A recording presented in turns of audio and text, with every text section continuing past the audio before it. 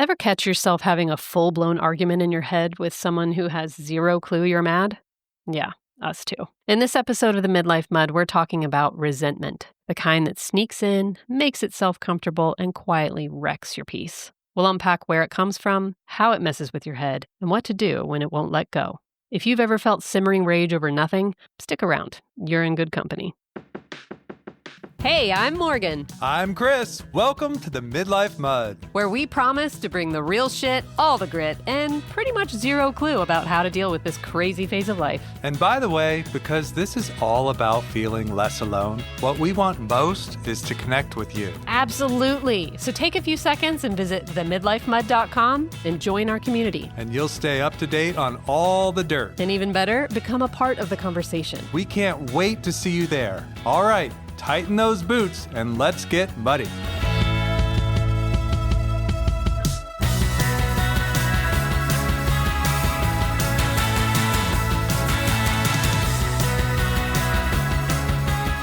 So today we're going to open up with a little story. I think that we were 23 and maybe you were 19 or 24 and 20. I don't know, somewhere in that time of life. And I can recall coming home, and at the time I was living in New England and I would travel back and forth to come home. But I was visiting for only a very short period of time, and we were all going to go out to dinner. And you wouldn't go to dinner with us. You didn't want to go. No, I don't want to go. Bring me some spinach queso, but I'm not going. And I was so resentful at you for that. Oh my I God, was like, well, I'm in town for only a short amount of time. And she's just going to sit in her fucking house and watch TV. And she doesn't even want to spend time. And I was really fired up about it. That's so wild because I had no idea. I stewed over it for a couple days, which is wild for me to revisit that now. Because I'm like, what? You need to chill out. I would never react like that now. So today's topic is resentment. Ooh, this one's juicy. Yes. Why are we talking about it? Because I think that resentment is one of those things that can move into life and just color everything. It's like a cancer. It can be. And if you don't acknowledge and deal with it, it can really fuck with things. It also, back to the idea of energy as a finite resource in life, God dang it, this will just suck energy out of everything. Do you have stories of resentment other than the hating my guts for wanting spinach queso? Well, I'll pick on you one more time. I don't know if you even remember this. So now I'm going way, way, way, way back. Do you remember when we had the little kiddie pool on the back patio area? Yes. I mean, we might be 8 and 4 now. And I had this stuffed bear that I just loved this stuffed bear. And you decided, no, you didn't mean to. You were very innocently and sweetly wanted to give the bear a bath. And so you put it in the pool and totally ruined it. Oh. And that one, I didn't really It's funny because the memory is different than the queso. That one, I just remember maybe there was a little bit of resentment, but I think actually I was just really sad and disappointed that the bear got ruined. And I was mad at you, but I think the predominant thing was feeling that sadness. Well, and that brings up an interesting point. What actually is resentment? And how do you know it's resentment? Resentment is a funny thing, and it can pop up everywhere. Mm-hmm. Have you ever heard that saying that an expectation is a resentment waiting to be born? It's true. I love that. One thing that comes to mind for me is that resentments can look like sort of an abandoning of yourself. When I think of a resentment and the times that I have had resentment, most often, not all the time, but most often, the reason it's there is because I failed to set some sort of boundary or enforce a boundary that I have. Not holding true to myself, right? Mm-hmm. There's often a role that I play in the resentment. That can be really painful sometimes to admit, But that's one of the things when we started discussing this topic for this episode is, I think a lot of times it's me. Again, it's not to gaslight anybody, but what's my part in it? Right. We got to hear a story. I've got a lot of them.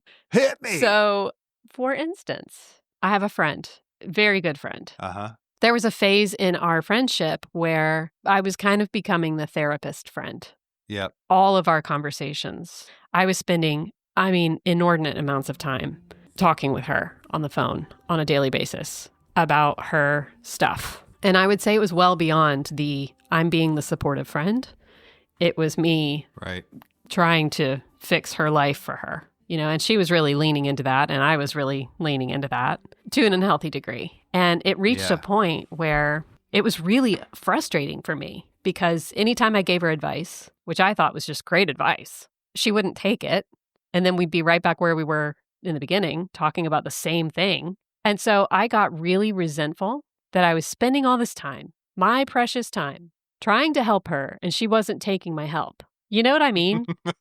And it took a while. We had kind of a blow up eventually and sort of parted ways for a while. And the more distance I got from it, the more I realized, oh, honey, it's your fault that you didn't set the boundary. Yeah. It's her life. Let her live her life. You can be a supportive friend without giving all of that time and expecting her to take your advice on her life. And since that time, it's gotten a lot better. Like I know where the line is and I hold it. Right. And I don't have those feelings at all anymore. Yeah, going back to the queso for a minute, one of the things that was really underneath that resentment for me, and it wasn't just in the relationship with you at that time. I spent a lot of time like calling people, maintaining relationships, and I would do that. And I would set that tone, right? Mm-hmm. And there was nothing wrong with setting that tone, but where things went astray was that in setting that tone, my expectation was that you were going to do it back. Right. And what that means if you do or don't. Right. And so my expectation was I'm doing this and therefore you're going to call me back and you're going to give me what I gave you. And that's not fair. Well, and in that there is this unmet, unspoken need. Right. That you had. That's right. I had no idea. Now, granted, now I'm like, why the fuck wouldn't I have an idea? And it is interesting to think what would have been different if you had said, hey, it would mean a lot to me if you came. Right. So a resentment can be some kind of need of yours that's not being met. Well, and that you brought up the word is boundary, right? And learning how to establish the boundaries. That's what that is. Mm-hmm. And sometimes ironically, it becomes easier and more comfortable for me to be mad at you about the fucking queso than for me to say, Morgan, it would mean a lot for me if you would come and have this dinner because I want to spend time with you. And the reason why that's hard is it's vulnerable. And it's easier for me just to protect myself in this resentment rage about the fucking queso. There's something about resentment that really brings up this concept of being in victim mode. Victim comes up for me, and the other thing is protection. Yeah, absolutely. Yeah. I mean, it is a self-preserving thing. Yeah, there's this indulgence to that, just like, I'm just going to stay in my own little shell. And fume about it. Feel like I was victimized. Yeah, it's funny. I don't know why this came up just now in my head. So have you watched 4 seasons on Netflix? Oh my God. That show is great. I have not finished it yet, but the episode where Tina Fey's character and her husband, they're at the beach. Yeah. And yeah, so they're on the Will Forte goes out on the dance floor with this group of young hot girls or something. And he's out there dancing around and she's sitting at the table. And when he comes back to the table, she just throws a cup at his face. Yes. For some reason, that encapsulates resentment to me. In how many times in marriage in particular, these really old, comfortable, long-standing relationships, resentment can really breed there for a long time. Yes. Well, and to stay with that, their whole relationship was infected with resentment in the 4-season show.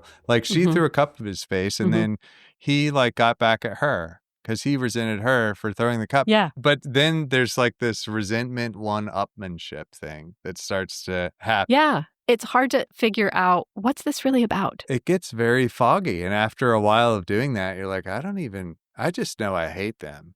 I'm just pissed off at them. Right. Yes. Why? Yeah. So I think there's something valuable about recognizing a resentment early on Yeah. so that you can manage it. So one of the things that really came up for me in preparing and kind of thinking about this is the 12-step program. So, in the 12 steps, step 4 has to do with taking a personal inventory. Nowhere in the 4th step does it say resentment, but actually, when you really do the 4th step, what you do is you make a little table and you list the people that you're resentful to. And then you write down why. And then you write down, like, what did that thing affect? Like, did it affect my ambitions? Did it affect, like, my personal relationships? So you categorize it. And back to the point of things getting foggy, that exercise is certainly, for me, it was not fun. But wow, it's really, really enlightening, because what happened to me is I ended up like sitting there and it was literally like holding a mirror, like, oh, there you are again. Oh, there you are again. Oh, so what I realized was, oops, that was me. Well, yeah, that's what I mean. And that's not to say that there wasn't an impact on, I mean, that has a huge impact. Right. Or that another person isn't at fault always, or have some sort of part in it. But you're right. Like, where is it? I think the resentment comes the moment that you compromise somehow or abandon yourself. That's right. And even back to that concept, like even in the moments where maybe someone else is doing something is not right or whatever, you have the agency to say, I don't want to do that in most cases, right? Right. But it's harder sometimes in those moments to say, yeah, I'm not going to do this, or to say no to somebody, than it is to just be quietly resentful. It's uncomfortable sometimes. I like the idea, boundaries, as a way to sort of contain who we really are. They're a big deal. Boundaries are they're a hard concept for me.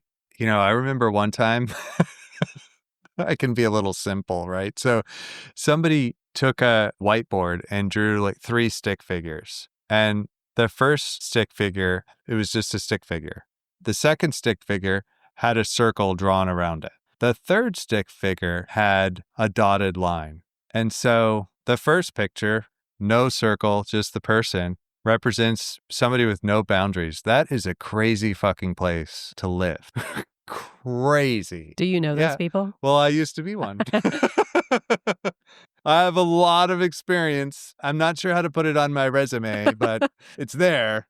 And then the second one is lockdown mode, right? Which sometimes is important. There's some things like, no, I'm not doing that. Hard no. Yeah. Hard no. That's the second picture. The third picture, though, they're all powerful, but the third one was the aha moment for me. The dotted line is you approach something and you're just not sure. So I need more time to think about this. So you let it in temporarily and you process. What am I doing with this? Am I going to keep this inside my circle or say no? That's a really healthy way to look at it, because healthy boundaries serve you. Really strict, inflexible boundaries can actually overprotect you, which can impact your relationships and the way that you live your life. You have to revisit boundaries to say, is this working for me? Yeah, the challenge that I have had with boundaries is that I'm going back and forth between the first picture and the second picture. Like, I have no boundaries, lockdown. Fuck you, go away. Oh, come on in. Like, there's... Yeah. But back to the idea of resentment, for me, when I start to feel a lot of resentments creeping in, like for me, this is what it looks like. I'm driving down the road and I'm like, fuck you. Why didn't you put your fucking blinker on? Like, the little things will start to make me respond. That's a yellow light for me. Like, okay, sit down and think about where you're at. Do you ever do the thing, this is how I know I'm getting resentful, where I start having a conversation with the particular person in my head? This is what I would say, and this is how I'm like arguing with the person in my head. Yeah, it's not happening as much anymore, but that's a definite flag. Like when that's happening, I need to sit down. There's something that I'm probably not doing that's totally, by the way, to do with me. Right.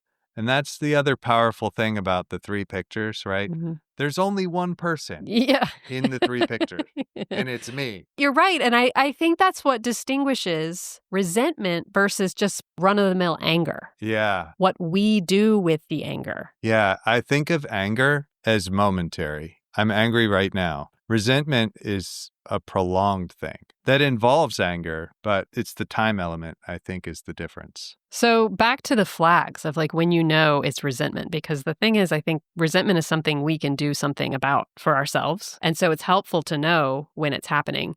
For you, you said one thing is, just the way that you respond in general in your life starts to get like, what would you call it? Like snappy? Like Yeah, I feel like you're on edge. Feel edgy. The other element that happens for me internally is that my focus is very external. It's on, well, that person did this, and why did that person do that? And it's void of me looking at myself and my own position. There's a lot of blame you're throwing out. There's a lot of blaming. Yeah, that's a good word. Yeah. Yeah. Which I think also goes into a little bit of living in that victim mode. And that's not to say that people who are true victims, that's a whole other thing. And I don't want to discount anybody's experience as an actual victim.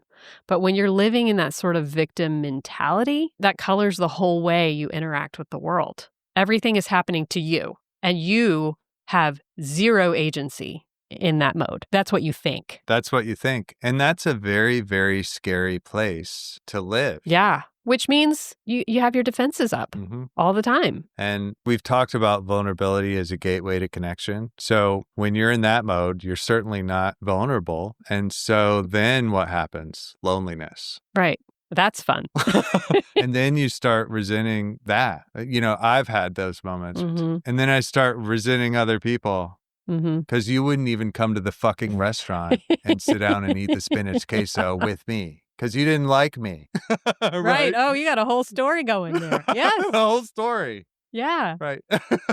So that's one way. Like when you feel like everything's happening to you and you're throwing blame out and there's this victim mentality. That's a red flag. For me, rehashing conversations in my head consistent. Like I'll be in the shower and I'm like, and fuck you for this and da da da da da, and I'm like, wait a minute, why am I? I wish everybody could actually see you. I'm washing my hair. Yeah. So recognizing resentment for what it is, and then acknowledging that it does serve, quote unquote, serve a kind of purpose for us. That's an interesting thing to think about. Like, are there times where resentments have been positive? I'm not sure that I can answer the question yes to that. Yeah. I would say ultimately, in my case, no. But it's like if it didn't, quote, serve us in some way, we wouldn't do it. Yeah. You know what I mean? And so I think on the surface, it feels protective. And it also gives us a way to preserve our own idea of what our identity is without really looking at who we're actually being. Yeah. Which, by the way, is way more comfortable than looking at who we are. Way more. Like, I'm a badass. Way more comfortable. What are you talking about? I'm awesome. Yes. And it's not that I'm not, but I think what's happened to me in my life sometimes is I have an idea about who I want to be. And that's like my image of myself, but it's not consistent with who I'm actually being. And when I think about my life and I think about times where there's a bigger gap between those two, then that's when resentments are fucking front and center. At an all-time high. Yes. So that's why we do it. It is more comfortable, quote unquote comfortable. A lot of misery ensues as a result, but it's more comfortable than having to really look in the mirror and go, wait, what am I? Who am I being right now? And what's my part in this? When we have resentments, does that help us grow personally? Obviously, given what we've just been talking about, there's a huge cost to living in resentment. Yeah. So my common theme with resentment is the fact that I'm typically an overfunctioner. It's how I have learned to approach life. I'm getting better at it, but if I'm not paying attention, I go into overfunction mode, which for me looks like absolutely trying to control everything. And then, as a result, resenting that no one is helping me, right? And there's a huge cost in that. What that looks like is, why can't my husband do X, Y, Z? Why can't my kids step up and do blah, blah, blah? Again, back to it being sort of this cancer It can be a cancer in my relationship with everyone around me. Why can't Chris do blah, blah, blah for the podcast? And so if I'm not keeping it in check, it isolates me and it causes me to continue creating this story that, I'm the only one that can do all the things. Right. And that's part of your protection. Right. When I get addicted to that story that, so-and-so's never helping me and so-and-so doesn't care. And when so-and-so actually does do something, I'm likely to miss it because I'm so attached to the story. That's extremely disconnecting. Yeah. So there's a huge cost there. Not to mention, on top of that, I'm running myself ragged. There's this chosen powerlessness that can come out of all this. And it's funny because in the moment, I think in times of my life where resentment's running really deep, I have believed that I'm powerless and that I don't have agency and I don't have a choice. But the fact is, I do. Yes. I did then and I do now. And that might look like speaking up and saying something. It might look like walking away from something. It might look like taking ownership. And I think the other thing is decreasing resentments in life is this ongoing practice. It's not like building a house. You don't just go over and, the house is built. Not a one and done. No, I think, in fact, managing resentments is a huge way to grow. Yeah. As a human being. Yes. It does take some discomfort a lot of times, and it does take some ownership. And once you're able to do that, you can fine-tune things with the way that you show up. So we've talked about what resentment is, how we know that's what's going on, what the cost of it is. So what do you do with it? How do you get through it? If you ignore it, it just festers and grows. I try to take inventory of what is going on with me on a regular basis. If I'm really running hot and there's a lot going on, I will literally check in every day. Like, okay, what happened today? Am I holding anything? And if I am, what happened there? And the first place I go is with myself. How did I behave? Well, and one of the common things to consider is, why did that really bother me? Yeah. What about that really bothers me? Is that rubbing up against some core value of mine? Which means you kind of have to know what are your values? What's important to you? There's so much about really understanding who you are and your identity. Yes. Your true identity that comes into play. So there's an element of self-awareness here.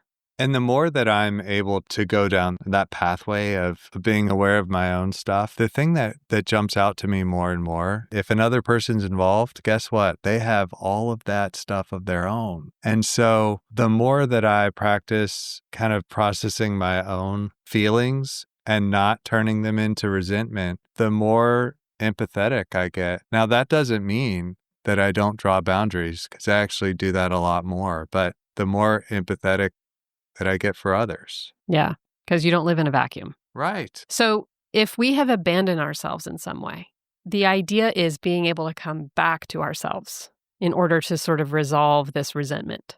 Mm-hmm. And a lot of times that does look like setting some kind of boundary, holding that boundary.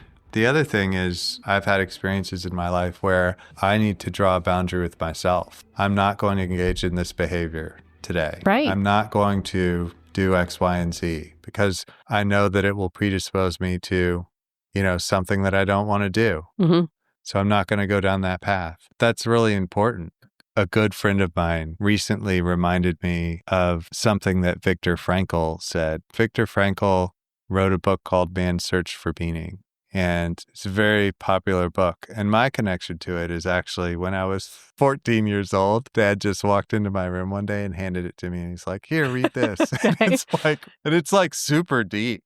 So E plus R equals O. So E stands for event plus response equals outcome. So we always have control of R. Yeah. That's our part. All right. Well, what are your micronutrients? I forgive you for the queso. Oh, thank you.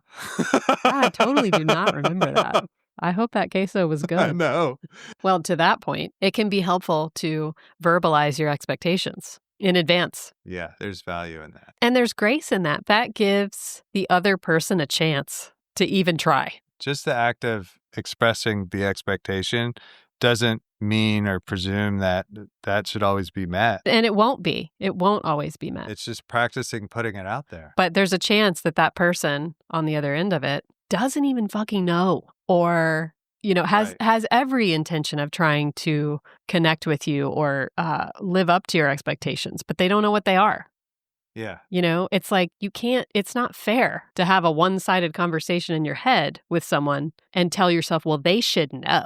They should already know that XYZ or that this would matter to me. Well, and you're holding the whole thing hostage then. Right. Because it's not fair. Nobody could know anything if you don't share it. Yeah. What else? Yeah. So resentments are disconnecting. They give us a false sense of self-protection. They promote loneliness. They take a lot of energy. They take a ton of energy, which in life is such a finite resource. So there's a huge cost that comes with it.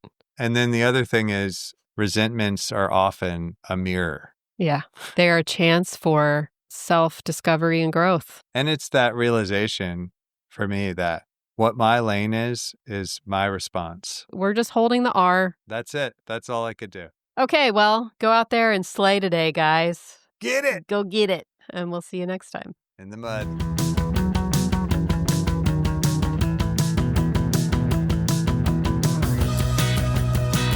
Thanks for being with us in the mud today. If you liked this episode, do us a huge favor and subscribe to the show. This is going to make sure you never miss an episode, and it's going to help us grow our muddy community, which would mean the world to us.